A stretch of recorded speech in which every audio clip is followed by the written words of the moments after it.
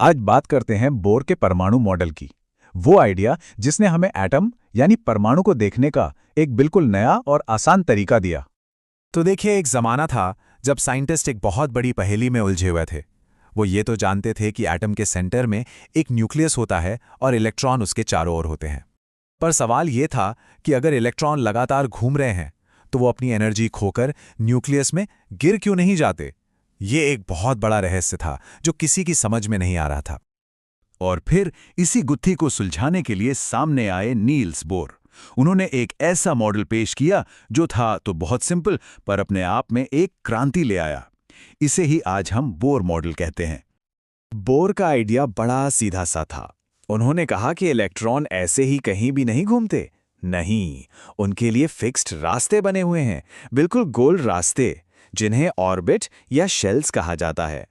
Electron बस इन्हीं रास्तों पर चक्कर लगा सकते हैं। और इस मॉडल की सबसे कमाल की बात क्या है जानते हैं? इसकी तुलना हमारे अपने सोलर सिस्टम से की गई। जैसे हमारे ग्रह सूरज के चारों ओर अपनी अपनी फिक्स्ड ऑर्बिट में घूमते हैं, ठीक वैसे ही इलेक्ट्रॉन न्यूक्लियस के चारों ओर घूमते हैं। इसने एटम को एक मिनी सोलर सिस्टम की तरह हमारे सामने रख दिया। लेकिन कहानी यहीं खत्म नहीं होती। असल में असली मजा तो अब शुरू होता है, क्योंकि इलेक्ट्रॉन सिर्फ अपनी जगह पर घूमते नहीं रहते हैं, वो कुछ और भी करते हैं जो बहुत दिलचस्प है। देखिए, हर ऑर्बिट यानी हर रास्ते की अपनी एक फिक्स्ड एनर्जी होती है। जो रास्ता न्यूक्लियस के सबसे पास है उसकी एनर्जी सबसे कम, और जैसे जैसे आप बाहर की तरफ जाते हैं एनर्जी लेवल बढ़ता जाता है। और इन्हीं एनर्जी लेवल्स की वजह से होता है इलेक्ट्रॉन जंप। होता यह है कि जब किसी इलेक्ट्रॉन को बाहर से एनर्जी मिलती है तो वो उसे सोखकर फौरन ऊपर वाले एनर्जी लेवल यानी ऊंची ऑर्बिट में छलांग लगा देता है। लेकिन वो वहां ज्यादा देर टेक नहीं पाता, और जैसे ही वापस अपनी पुरानी नीची ऑर्बिट में आता है वो ली हुई सारी एनर्जी को लाइट के रूप में बाहर फेंक देता है। और ये जो एनर्जी बाहर निकलती है ना, ये कोई मामूली चीज नहीं है। असल में ये हमारे आसपास की दुनिया का एक बहुत बड़ा और खूबसूरत राज खोलती है। जी हाँ, हम अपने चारों तरफ जो भी रोशनी और जो भी रंग देखते हैं वो सब इन्हीं इलेक्ट्रॉन जंप्स की वजह से है।